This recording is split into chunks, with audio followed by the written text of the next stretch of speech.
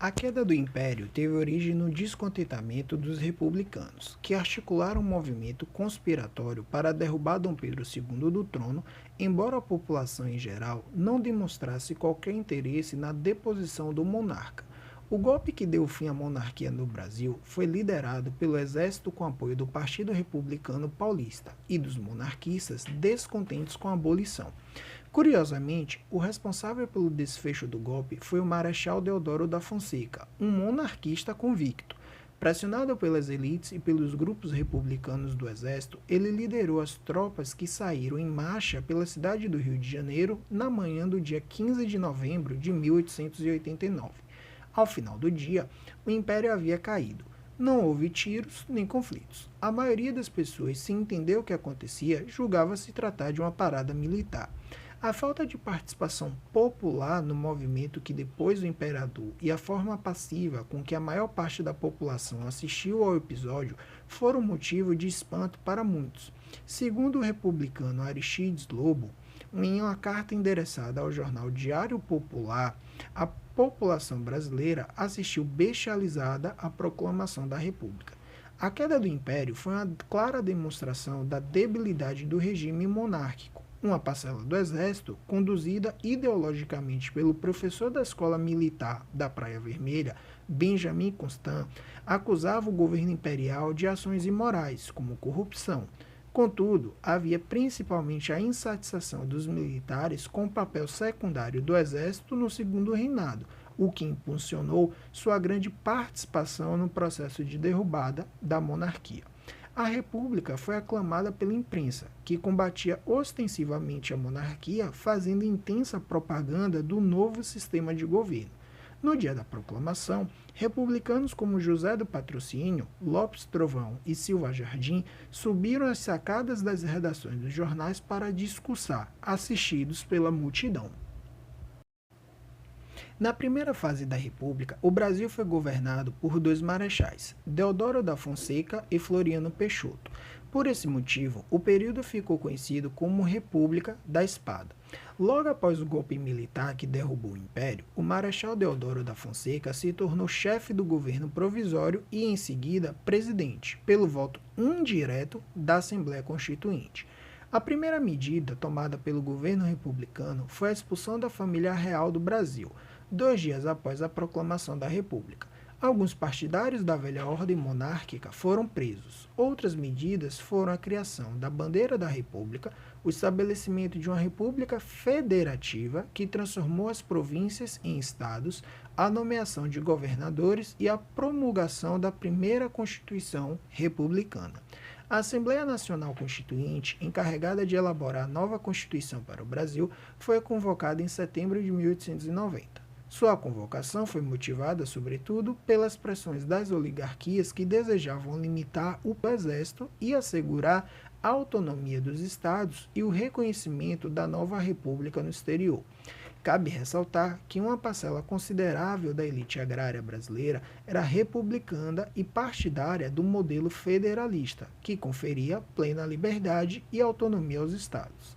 A primeira Constituição Republicana Brasileira, promulgada no dia 24 de fevereiro de 1891, estabelecia os seguintes pontos: uma república presidencialista e federativa, um Estado laico, isto é, desvinculado de qualquer religião, um modelo bicameral, composto de Senado e Câmara dos Deputados, extinção do poder moderador, divisão dos poderes em executivo, legislativo e judiciário, eleições diretas para a presidência da República aos homens maiores de 20 alfabetizados e proibição de voto a mulheres, mendigos, religiosos, soldados. Voto não secreto, ou seja, era aberto, liberdade de culto, de reunião e de pensamento. Embora as condições de cidadania tenham sido ampliadas, a nova Constituição manteve a maior parte da população excluída do processo político e a participação popular nas eleições nunca foi significativa na primeira fase republicana. A República da Espada foi marcada pela crise política e pela instabilidade econômica. Nesse período, explodiram duas importantes revoltas organizadas pela Marinha. A primeira revolta da Armada, em 1891, e a segunda revolta da Armada, em 1893. Com a promulgação da Constituição de 1891, a Assembleia Nacional Constituinte se transformou em Congresso Nacional, incumbido de eleger o primeiro presidente que governaria o país de 1891 a 1894. A eleição de Deodoro da Fonseca e Floriano Peixoto para a presidência e vice-presidência do país, respectivamente, foi feita, portanto, de forma indireta pelo Congresso, embora a Constituição previsse eleições diretas para presidente. Em meio a um cenário de problemas herdados da crise, o Congresso resolveu aprovar o projeto da Lei das Responsabilidades, com o objetivo de controlar as ações do Poder Executivo. Na tentativa de impedir as limitações de seu poder, Deodoro fechou o Congresso no dia 3 de 1 e decretou estado de sítio. As elites agrárias que temiam o retorno da monarquia e a ala republicana do Exército, próxima ao vice-presidente Floriano Peixoto, organizaram pesada oposição ao presidente, culminando com a renúncia de Deodoro em 23 de novembro de 1891. A crise política ganhou destaque com protestos e movimentos como a primeira revolta da Armada. Com a renúncia do presidente, deveria assumir o Floriano Peixoto, via que a posse legítima após completados 2 anos do governo provisório.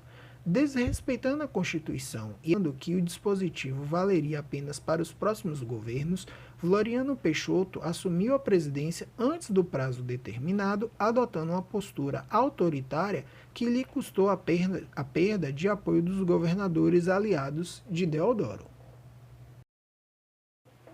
O presidente Floriano vários momentos de crise. Logo no início de seu governo, um grupo da Constituição e a convocação de novas eleições para a presidência. Na área econômica, Floriano procurou lidar com os problemas herdados da crise, adotando medidas que agradaram, de certa forma, alguns grupos republicanos, como o controle de preços dos gêneros alimentícios e da inflação, restringindo o Banco Central na emissão de papel moeda.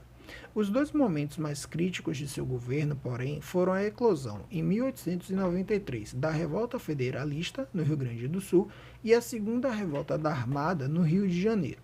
No Rio Grande do Sul, uma parcela da elite, insatisfeita com a administração do governador Júlio de Castilhos, líder do Partido Republicano, cujos membros foram apelidados de pica-paus, reivindicava um governo mais liberal e com mais autonomia.